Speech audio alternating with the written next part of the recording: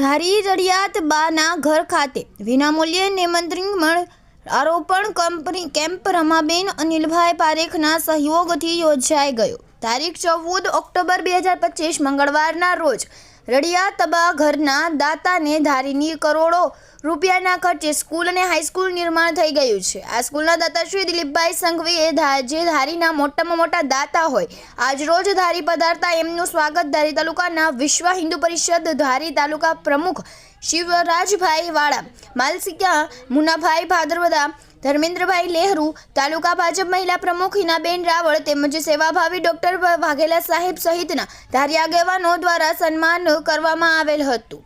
Reporter Husenbhai Sanghar, Dhari.